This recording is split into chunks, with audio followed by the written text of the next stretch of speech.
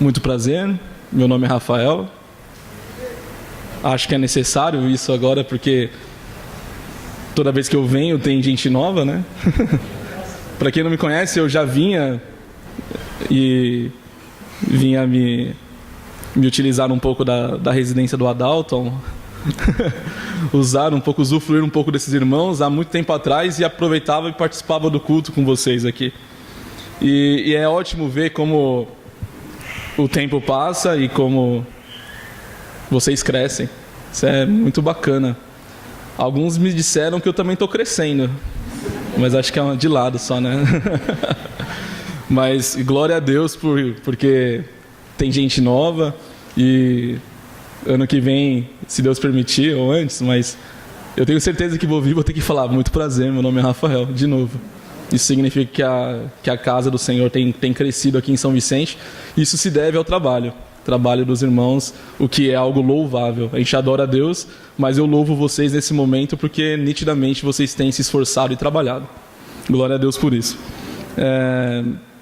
Como os apóstolos costumavam dizer em suas cartas, que a graça e a paz da parte de Deus e do nosso Senhor Jesus Cristo seja com todos vocês. Amém? Vamos fazer uma oração pedindo a bênção do Senhor para que nós possamos usufruir da palavra de Deus também. Oremos. Senhor Deus, Pai amado, Senhor bendito e glorioso, louvado seja o nome do Senhor para todo sempre. Obrigado, Senhor, pelo privilégio que nós temos de poder render culto a Ti. Fazemos isso com todo amor, Pai, com todo entendimento, força e alma. Fazemos isso porque sabemos que é o certo. Pedimos a Sua bênção nesse momento, porque é o momento em que nós ouviremos a Sua palavra, Pai. Nós queremos a Sua bênção nesse momento, porque sabemos que a Sua palavra é o guia que nos permite a salvação. É a maneira com que o Senhor se manifesta, é a maneira como que o Senhor revela a Sua vontade para nós. Então ajuda-nos, Pai, abençoando-nos tanto no falar quanto no ouvir, para que juntos nós possamos sair daqui mais edificados e sair daqui, Pai, rendendo aquilo que nós desejamos ser um sacrifício com um aroma agradável ao Senhor. Nós oramos em nome de Jesus Cristo, nosso Salvador. Amém. Deixa eu me habituar à tecnologia aqui. Nós vivemos, irmãos, debaixo da graça de Cristo Jesus. Amém? Isso é uma verdade que deve ser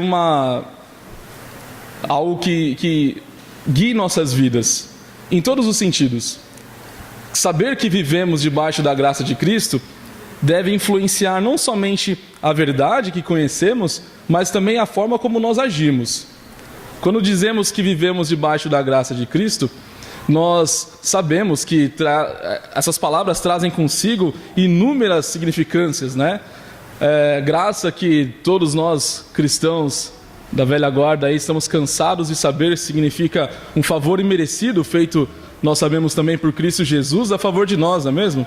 E é por meio da graça que nós temos a possibilidade de salvação. Agora, compreender isso é algo que deve influenciar diretamente na forma como agimos, na forma como pensamos, na forma como processamos a soma do pensar e agir, que resulta nos atos que nós temos em nossas vidas. Então, nós vamos formular um raciocínio hoje que vai tentar trazer à tona uma verdade por trás da graça que reside em Cristo Jesus em relação à conduta de nós cristãos aqui nessa terra. Bom, a começar, eu peço que vocês abram em Romanos capítulo 3, versículo 23. Romanos, um livro que vejo que vocês têm estudado na aula dominical. A aula essa que hoje foi o Felipe, muito abençoado por Deus, obrigado pelas palavras, irmão. Romanos capítulo 3, versículo 23. Lá em Romanos nós temos algo que é famoso, né? Nós cansamos de saber, de ouvir e conhecer esse versículo, né? Romanos 3, 23 diz assim, ó: pois todos pecaram e estão destituídos da glória de Deus. Vamos começar por este ponto. Uma das coisas que nós precisamos entender para ajudar-nos a compreender a perspectiva da graça que eu quero trazer hoje é entender que todos pecaram e destituídos estão da glória de Deus. Todos nós, sem exceção. Sem exceção. Todos pecaram. A exceção, é claro, é Cristo Jesus. Fora Jesus, todos pecaram e dessa forma se afastaram de Deus. Se afastaram da glória da presença de Deus, da glória que é a presença de Deus em nossas vidas. A começar lá por Adão, mas depois em gerações e gerações, todas as pessoas, homens e mulheres, pecaram e destituídos estão da glória de Deus. Todos acabaram em suas vidas, nesse tempo de vida que nós temos terreno, plantando sementes de trevas que cresceram em suas vidas, nas nossas também, e geram frutos para a perdição. Todos nós vivemos sobre esse regime. E se algo não fosse feito, o destino era certo. Era a morte espiritual. Porque todos pecamos. Um princípio básico, um princípio divino, quando nós olhamos Deus, nós com a boca cheia proclamamos, né? Deus é santo. Deus, ele não coabita por ser santo com o que é errado, com o que é pecado. Não faz parte da sua natureza. E dessa forma, aqueles que pecam se afastam de Deus. E por isso, destituídos fomos da glória de Deus. Então, todos pecaram. Todos pecaram e destituídos estão da glória de Deus. E isso significa uma única coisa. Por forças próprias, a gente não consegue se salvar. Com esforço, não, vamos batalhar, vamos juntos. Sozinhos, sem chance. Sem chance de salvação. Isso é algo também que deve ficar claro para nós. Todos pecamos, estamos na mesma condição e que sozinhos não conseguimos nos salvar. Não conseguimos. E aí, nós precisamos alimentar algo que nos dê esperança, não é verdade? Se por forças próprias não conseguimos nos salvar, qual seria a condição então, não é mesmo? A gente pode pensar em inúmeras situações, mas há alguém que nos ama e o seu amor excede a nossa perspectiva, a gente não consegue mensurar o tamanho desse amor. E ao nos ver perdidos, aquele que nos ama já desenvolveu e elaborou de antemão um plano de resgate a cada um de nós. Deus nos ama a tal modo que Ele elaborou um plano para que mesmo nas condições em que nós nos encontramos, fracos, impossibilitados, aqueles que não conseguem se salvar, mesmo dessa forma, Deus achou uma maneira. E como que é essa forma? Abram comigo ainda em Romanos, agora no capítulo 5, e leiam comigo do versículo 6 em diante. Romanos capítulo 5, versículo 6 em diante. Romanos capítulo 5, versículo 6 em diante. De fato, no devido tempo, quando ainda éramos fracos, Cristo morreu pelos ímpios. Dificilmente haverá alguém que morra por um justo. Embora pelo homem bom, talvez alguém tenha coragem de morrer. Mas Deus demonstra seu amor por nós. Cristo morreu em nosso favor quando ainda éramos pecadores. Deus, mais uma vez, proveu a nossa salvação. De que forma? Ele concedeu Jesus Cristo, seu Filho, para morrer por nós. E é curioso o modo como que o apóstolo Paulo, ele traz as suas palavras aqui em Romanos, inspirado pelo Espírito Santo. É muito curioso, porque ele diz aqui que quando Cristo morreu por nós, nós todos ainda éramos pecadores. Ou seja, não foi uma história como as histórias que são contadas para as crianças, onde, nossa, aquela pessoa era boazinha e por ela então vale a pena morrer. Não foi assim. Quando Cristo morreu por nós, nós ainda éramos pecadores. Entende a profundidade do que isso significa? Não significa que Deus olhou para nós no futuro e falou assim, olha, aquele povinho lá que está reunido lá em São Vicente, eles são bonzinhos, vale a pena morrer por eles. Não, quando Cristo morreu por nós, Ele olhou sim o coração de cada um de nós, só que Ele olhou com esperança. Olha, aquelas pessoas, lhes foram concedidas pelo meu Pai o livre-arbítrio. E eu acredito que elas podem escolher mudar. E é por isso que eu vou morrer por elas. Ou seja, como nós vimos nascer do Senhor, Nós celebramos a ceia do Senhor. Cristo morreu por nós, morreu para nos salvar. Quando Cristo morreu, ele, além de olhar o sofrimento, como você disse, além de olhar o sofrimento que ele encararia aqui na terra, ele olhava para o futuro e ele se baseava em esperança. Por quê? Porque a escolha depende de nós, se vamos aceitar Jesus ou não. Ele morreu por pecadores e não por justos. Ele morreu por pecadores na esperança de que estes se tornassem justos. E é isso que nós devemos valorizar aqui. Porque nós, a partir do momento que escolhemos a justiça, nós fazemos valer o sacrifício de Cristo no passado. Nós mostramos que Jesus, o Senhor estava certo. Obrigado pelo que o Senhor fez por nós. Muito obrigado. Porque se não fosse sacrifício, eu não estaria aqui. E agora que eu entendo tudo isso, eu faço questão de estar aqui. Bom, dando continuidade então. Nós observamos que todos pecaram. Nós observamos que Deus deu o seu modo de nos salvar, mesmo encontrando a humanidade como Ele encontrou. Ele agiu por nós. Ele agiu por nós. E hoje o que nós vemos é uma forma de salvação que está baseada em aspectos distintos. Aspectos diferentes daqueles que geralmente os seres humanos utilizam para decretar se alguém merece ou não merece alguma coisa. Porque se nós formos observar a forma como que os seres humanos agem, nós encontraremos um padrão que foge àquilo que Deus quer. Por exemplo, aí em Romanos, agora voltando lá para o capítulo 3, leiam comigo o versículo 26 e o versículo 27. Romanos, capítulo 3, versículos 26 e 27. Aqui o apóstolo está explicando algumas coisas aos irmãos em Roma, aos cristãos em Roma, e aí ele está dizendo a forma como se é justificado agora. O que é ser justificado? É como nós conseguiremos nos transformar em pessoas justas. Como que é possível isso? Como que Deus fará isso acontecer em nós?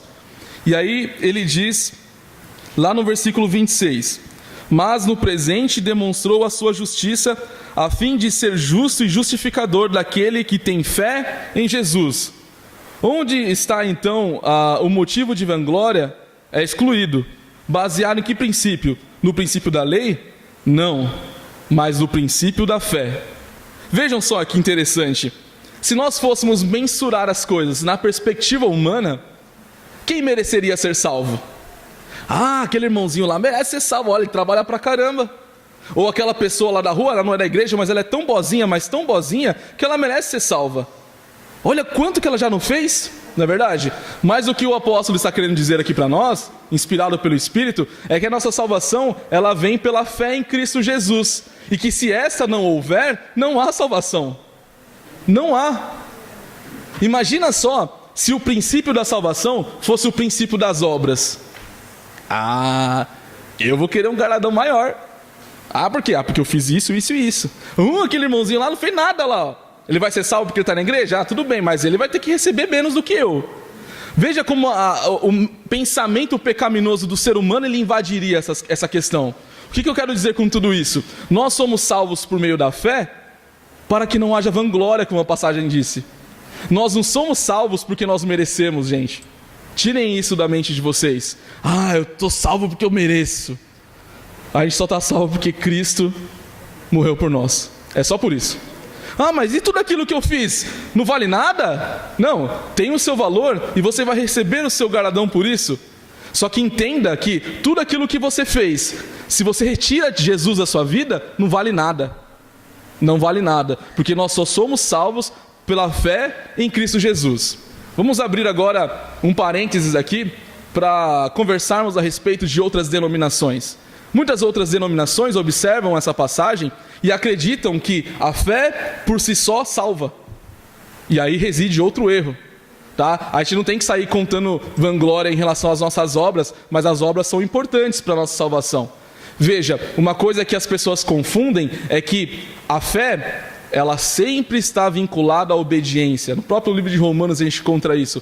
A fé, ela está sempre associada à obediência. Então não basta as pessoas aí proclamarem que, eu acredito em Jesus e isso já é suficiente, porque Deus é amor, Ele vai nos receber. Não, não é assim que funciona. Não é assim que não se iludam com isso, não se deixem enganar por aquilo que esse século diz para vocês. Não criem equívocos em suas vidas. Nós precisamos ter uma fé e essa fé deve ser obediente. E se ela deve ser uma fé obediente, eu tenho que obedecer o quê? O que o pastor diz? O que o papa diz? O que o pregador diz? Não. Cada um de nós somos salvos por aquilo que nós fazemos, mediante a fé em Cristo Jesus. Então cabe a cada um de nós também, dessa forma, procurarmos a verdade na Bíblia. Uma das coisas mais fascinantes e que deve ser valorizada na Igreja de Cristo, embora nós, como pessoas, somos falhos, uma coisa que é muito importante é a independência do estudo.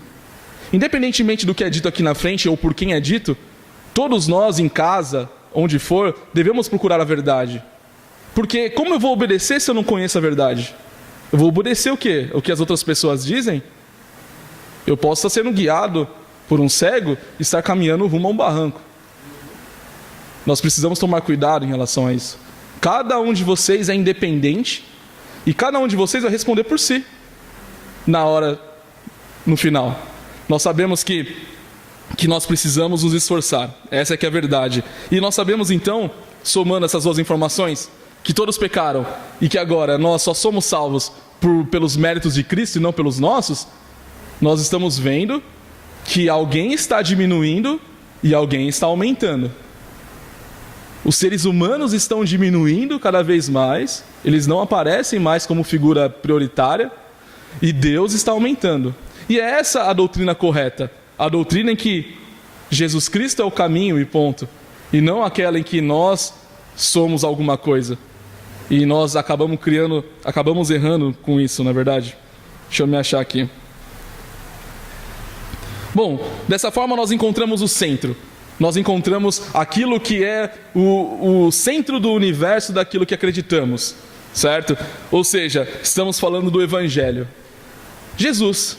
Se a morte de Jesus é aquilo que possibilita a nossa salvação, Jesus é o centro. E o centro da história de Jesus é qual? É a sua morte e ressurreição, não é mesmo? Então veja que nós estamos chegando ao ponto crucial. Vejam só, nós seres humanos precisamos de salvação. É Cristo quem concede isso para nós por meio da sua morte. E isso tudo é anunciado através do Evangelho, que deve ser pregado, né? O Evangelho que o próprio livro de Romanos diz que é o poder de Deus para a salvação. Se Deus tem um poder para salvar as pessoas, reside no Evangelho. Então é necessário que nós compreendamos o significado do Evangelho. Lá em 1 Coríntios 15, não precisa abrir se você não quiser, mas é rapidinho. No versículo 3 e 4 diz assim, pois o que primeiramente lhes transmiti foi o que recebi, que Cristo morreu pelos nossos pecados, segundo as Escrituras. Foi sepultado e ressuscitou ao terceiro dia, segundo as Escrituras. O apóstolo Paulo está resumindo o Evangelho nessas três perspectivas. Cristo morreu, segundo as Escrituras, foi sepultado, segundo as Escrituras, e ressurgiu. Esse é o centro, é esse o ponto. Tanto é que é nisso que nós somos salvos. É exatamente neste ponto em que nós somos salvos. Nossa, mas de que forma neste ponto nós somos salvos? É simples. Quando nós assumirmos que é Jesus que é o nosso Salvador, nós precisamos compartilhar aquilo que é o centro do Evangelho em nossas vidas. Nossa, você está dizendo que nós precisamos compartilhar a morte, o sepultamento e a ressurreição de Jesus? Sim, é isso que eu estou dizendo. Então nós vamos ter que ter sacrifícios humanos, então. Não, Deus ele desenvolveu isso para nós. E de que forma que ele o fez para nós? Capítulo 6 de Romanos, versículo 3 e 4. Capítulo 6 de Romanos, versículos 3 e 4. Nós precisamos morrer e ser sepultados para que possamos ressurgir. Vejam o que diz aí no capítulo 6, versículo 3 e versículo 4. Ou vocês não sabem que todos nós que fomos batizados em Cristo Jesus, fomos batizados em sua morte? Portanto, fomos sepultados com ele na morte por meio do batismo, a fim de que, assim como Cristo foi ressuscitado dos mortos mediante a glória do Pai, também nós vivamos uma nova vida. Olha como é simples a mensagem do Evangelho. Conhecendo o centro do Evangelho, nós sabemos o que nós precisamos fazer para ser salvos. Nós precisamos compartilhar da morte, do sepultamento de Jesus Cristo, para que um dia possamos ser ressurrectos, para que vivamos uma nova vida. Nossa, então o que isso significa? Significa que é crucial, é fundamental, é indispensável que sejamos batizados. Simples. Não é difícil de entender, não é mesmo? Veja, Cristo então, ele se faz nas nossas vidas de forma fundamental. Jesus é o caminho, a verdade e a vida. Ninguém vai chegar a Deus senão por Ele. Então Ele é fundamental para as nossas vidas. Ele é o centro. Ele é o centro. E é por isso que em tudo que nós fazemos, Jesus está no caminho, está no meio. Vamos orar em nome de Jesus. Vamos nos batizar, nós fazemos o que aconteceu com Cristo, simbolicamente por meio do batismo. Jesus está nas nossas vidas com esse propósito, o propósito de salvação. E aí nós conectamos. A graça, aquele favor imerecido, ele só é possível por meio de Jesus, que é o centro, que deve ser o centro das nossas vidas. Eu não sei se vocês se recordam, mas lá na abertura do culto, foi lido uma passagem de Filipenses, não é mesmo? E naquela passagem de Filipenses, o apóstolo Paulo ele traz algumas verdades, né, para cada um de nós. E ele usa como exemplo Jesus. Ele usa como exemplo Jesus. E naquela passagem, nós observamos que o apóstolo Paulo, ele diz para que nós comecemos a tomar cuidado, para que a gente não se sinta mais do que nós somos, para que a gente não fique olhando as pessoas e achando que nós somos superiores a elas. Pelo contrário, ele diz lá que nós devemos ser como Jesus. Jesus, Deus, que não se preencheu pelo fato de ser Deus. Ou seja, aquilo não subiu-lhe a cabeça, falando com as nossas palavras. O fato de ser Deus não subiu a cabeça de Jesus. Pelo contrário, ele se esvaziou daquilo. Ele se transformou em criatura. Ou seja, ele se submeteu a algo inferior àquilo que ele era. Ele se humilhou. E ele o fez para obedecer o seu Pai, para obedecer a Deus. E ele o fez por amor a cada um de nós, porque ele sabia que dessa forma nós poderíamos ser salvos. E é interessante porque é isso que nós encontramos, né? Se você for olhar a Bíblia de maneira geral, você vai ver que as pessoas que estão vinculadas a Deus, de uma maneira mais íntima, elas tendem a engrandecer a Deus e se inferiorizar. João Batista, por exemplo, quando Jesus chega e os seus discípulos vão conversar com o próprio João, João fala lá, né, em João 3,30, é necessário que ele cresça e que eu diminua. Jesus Cristo, na proximidade à sua cruz, ele engrandeceu ao Pai e não a si mesmo. Os apóstolos, pregando a respeito de Cristo, engrandeciam Jesus e não a si mesmos. E aí nós estamos chegando no ponto de uma das lições mais importantes que nós encontramos na graça de Cristo. Nós somos completamente impossibilitados de nos salvarmos. Nós não temos força para isso.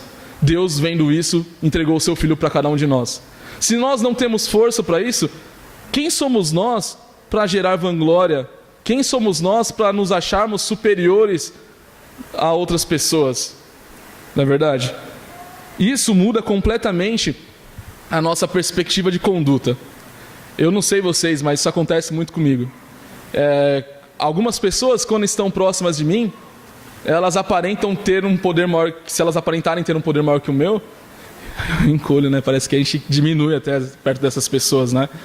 E é algo que muitas pessoas, elas trabalham para que isso aumente, né? Não é verdade? Vamos dar um exemplo mais fácil de entender? Se a gente fosse anunciar uma mensagem pro próximo domingo, eu não sei quem vai ser o pregador, mas se surgisse aí de repente um sobrenome famoso, acho que a igreja talvez teria mais irmãos do que normalmente ela tem. Até de outras cidades viriam para assistir. Mas por quê? Porque a pessoa vai pregar a palavra de Deus? Infelizmente não. O que aconteceria é que muitas pessoas viriam pela grandeza que vem em alguns homens. E isso acontece, gente. Isso acontece, faz parte da natureza humana e é algo que nós devemos lutar contra. Experiências de vida. Uma história que eu tenho para compartilhar, na época que eu fazia faculdade, eu fiz biologia, não sou um evolucionista, tá? Fique tranquilo. Pelo contrário, foi um desafio para mim terminar a faculdade e proclamar no final das contas que é a Bíblia que está certa. E aí você pode ter até uma convicção maior agora, porque agora você está falando com uma pessoa que conhece a evolução e conhece a Bíblia. E a Bíblia está certa, tá? A evolução tem os seus pontos, tem os seus argumentos. Cuidado, são traiçoeiros, certo? Vão te enganar. E são muito inspiradores e até motivadores. Então tome cuidado, tá? Mas o que nós observamos, numa época uma das aulas que eu tinha era uma aula vinculada à educação, já que a biologia também forma professores. E uma das experiências que eu tive com uma professora foi o fato dela dizer, ela não era cristã nem nada disso, mas ela disse algo que era importante, valorizem todas as pessoas da faculdade, inclusive aqueles que trabalham na faxina, na limpeza. Valorize todas essas pessoas, porque um dia você pode precisar delas. Ou porque isso é humano se fazer, simplesmente. E a partir daquele momento, eu coloquei na minha mente que eu ia passar todo dia e ia cumprimentar apertando a mão de algumas pessoas que antigamente eu não faria isso. Não faria isso. E aí aconteceu que eu fiz amizade com algumas pessoas na faculdade que trabalhavam com a parte da limpeza. E terminei a faculdade, fui embora. Passaram alguns anos, eu voltei para a faculdade, naquela mesma faculdade, porque fui fazer um concurso e coincidentemente caiu que eu ia fazer naquele mesmo prédio. E aí eu chego no prédio para fazer a prova, perdido, né? Cadê minha sala? E aí de repente que eu encontro lá, e eu tava nervosíssimo, né? Concurso, né? Ixi, as chances já são poucas, né? Ainda você fica todo nervoso, aquela concorrência. E aí de repente que eu encontro lá, um dos rapazes que eu fiz amizade.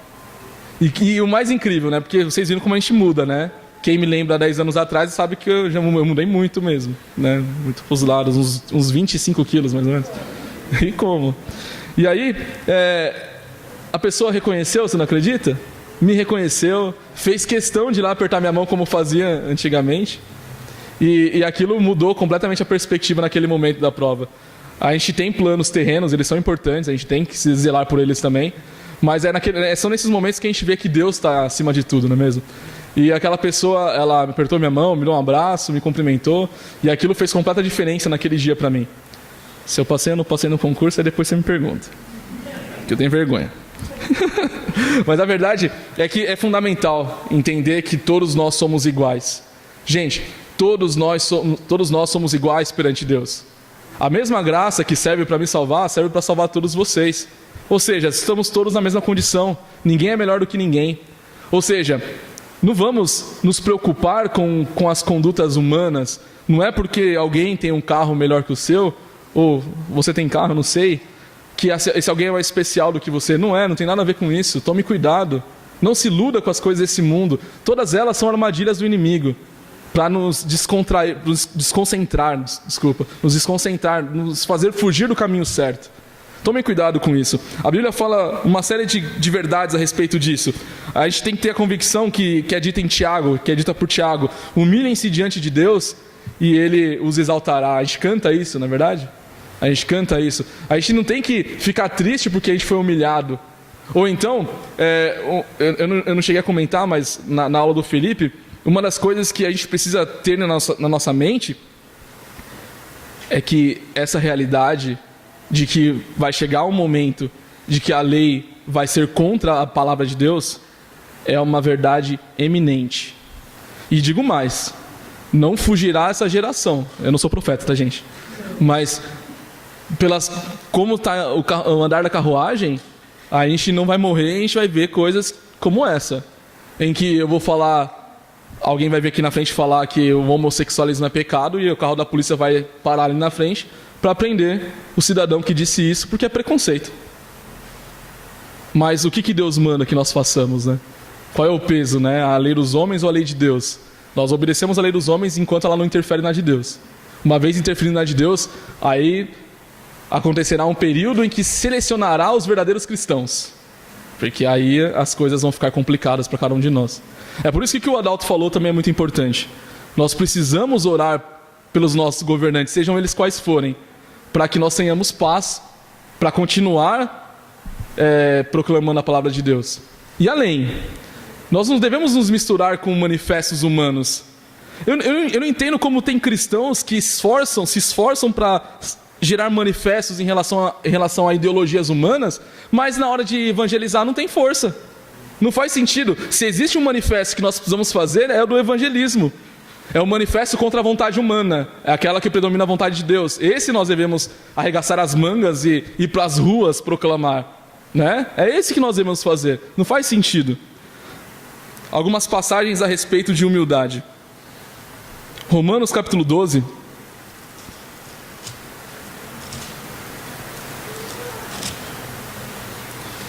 Versículo 3. Romanos capítulo 12, versículo 3. Por isso, pela graça que me foi dada, digo a todos vocês: ninguém tenha de si mesmo um conceito mais elevado do que deve ter. Mas, ao contrário, tenha um conceito equilibrado, de acordo com a medida da fé que Deus lhe concedeu. Uma das coisas que eu vejo, eu não quero ferir ninguém ao dizer isso, mas uma das coisas que eu vejo que o conhecimento leva é a onipotência. Isso dentro da própria Igreja de Cristo.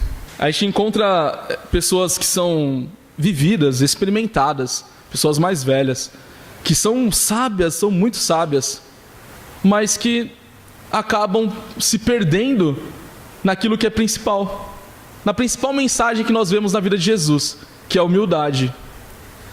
Existem irmãos que não aceitam ouvir outras pessoas porque acham que são detentores de todo o conhecimento. Por quê? Porque já viveram todo o tempo, né? Ou um tempo muito mais razoável do que o nosso. E isso é um equívoco. É um equívoco. A gente tem que aprender que Deus, ele nos ensina de todas as formas possíveis. Seja com as palavras de uma pessoa mais sábia, ou seja com um ato de uma criança. Não é mesmo? E nós devemos olhar atentamente para todas essas coisas, para que dessa forma não deixemos escapar nenhum aprendizado que Deus queira nos oferecer. Então, nós não devemos, como diz a passagem aí, ninguém tenha de si mesmo um conceito mais elevado do que deve ter. Tome cuidado. Não tenha um conceito mais elevado daquilo que você é realmente. E o que você é realmente? Você é uma pessoa que depende de Jesus Cristo para ser salvo, assim como todas as outras. Com alegria a gente diz isso, né? Somos dependentes e devedores de Jesus com alegria. Versículo 16, do mesmo capítulo 12. Versículo 16 agora. Tenham uma mesma atitude uns para com os outros. Não sejam orgulhosos, mas estejam dispostos a associar-se às pessoas de posição inferior. Nossa, mas uma posição inferior. Ah, mas eu não vou me sujeitar a apertar a mão daquela pessoa que é catadora de lixo na rua. Ué, mas aquela pessoa, ela não é uma pessoa que pode ser salva também? Ela pode. A gente vê como isso distancia. O Adalto mencionou sobre a riqueza. A riqueza, ela distancia as pessoas de Deus, porque as pessoas, elas geram em si uma perspectiva de eu não dependo de nada para viver, porque eu tenho tudo suficiente, eu consigo, sempre consegui.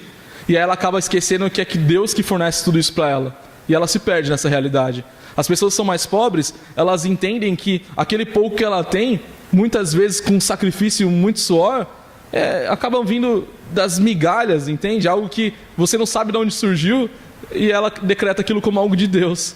Para ela é muito mais fácil aceitar essa realidade. Para um rico é muito mais difícil se sujeitar a apertar a mão de um pobre do que um pobre de um rico. Essa é uma realidade também. Mas a realidade é que somos todos iguais, independentemente do que o mundo diga para vocês, que vocês são. Nós somos todos iguais. Todos iguais. Vamos para Filipenses então, para a gente encerrar. Filipenses capítulo 2.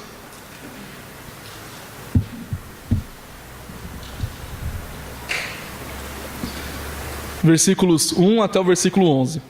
Se por estarmos em Cristo nós temos alguma motivação, alguma exortação de amor, alguma comunhão no Espírito, alguma profunda afeição e compaixão, completem a minha alegria, tendo o mesmo modo de pensar, o mesmo amor, um só Espírito e uma só atitude. Sejam unânimes, sejam todos iguais. Nada façam por ambição. Nada façam por ambição egoísta ou por vaidade. Não façam as coisas que são para você mesmo. Não busquem a satisfação pessoal. Toda vez que o ser humano ele pendeu para satisfazer a sua própria vontade, ele pecou. Ele pecou. Zelem por isso, tomem cuidado. Olha só, mas humildemente considerem os outros superiores a si mesmos. Olha que interessante. Considerem os outros superiores a si mesmos. Cada um cuide não somente do seu interesse, mas também dos interesses dos outros. Opa! Aí a galera já... Então eu vou cuidar da vida do fulano lá, eu vou falar tudo que ele está fazendo de errado. Não, aqui é no sentido de se preocupar. A pessoa está passando necessidade, você tem que estar lá para ajudar ela, porque você é responsável por ela também. Uma das coisas mais comuns que nós temos quando nós falamos sobre esse tipo de verdade, de considerar um maior que o outro, que acontece, e aconteceu comigo, acontece comigo às vezes ainda, e a gente tem que melhorar nesse sentido, é nós sempre nos colocarmos no papel do mocinho, do coitadinho. Né? A gente sempre olha para nós mesmos e fala: ah, não, aquilo que o irmão está falando é verdade, é a mais pura verdade. Por quê? Ah, porque aquele fulano lá, ele se acha grandão e eu sou pequeno, então ele tem que se achar igual a mim, ele está errado. Sim, pode até ser verdade, mas o que você tem que zelar agora, entender, e aí por isso que eu estou dizendo isso para todos vocês, é que você tem que cuidar da sua própria vida nesse aspecto, nesse sentido. Toma cuidado, não fique olhando para o outro achando que o outro é o culpado nessa história. O momento agora é de você olhar para si mesmo, de individualmente você se avaliar e você perceber que você está tropeçando nesse sentido. E aí isso, nitidamente, eu estou falando para mim mesmo agora, tá? Nitidamente. Porque a gente cansa de achar que sabe de alguma coisa e Deus vem e nos dá um tapa na cara com a sua palavra, dizendo o que é a verdade. Acorda para a realidade. Acorda para a realidade. E aí ele continua falando: seja a atitude de vocês a mesma de Cristo Jesus, que embora sendo Deus, não considerou que o ser igual a Deus era algo a que devia apegar-se, mas esvaziou-se a si mesmo, vindo a ser servo, tornando-se semelhante aos homens. E sendo encontrado em forma humana, humilhou-se a si mesmo e foi obediente até a morte, e morte de cruz. Por isso, o exaltou à mais alta posição e lhe deu um nome que está acima de todo nome, para que ao nome de Jesus se dobre todo o joelho nos céus, na terra e debaixo da terra, e toda língua confesse que Jesus Cristo é o Senhor, para a glória de Deus Pai. Quando nós atingirmos essa plenitude, essa maturidade que Cristo teve em sua vida aqui na terra e que tem porque ele vive hoje, se nós atingirmos essa maturidade, tenha certeza que mais e mais joelhos se dobrarão e línguas confessarão que Jesus Cristo é o Senhor, para a glória de Deus Pai. Então que parta de nós agora essa iniciativa de observar as coisas, de tentar melhorar nesse aspecto, nesse sentido, porque todos nós somos dependentes de Jesus Cristo, porque se não fosse a graça de Jesus, a gente não teria forças para ser salvos. Que Deus nos abençoe.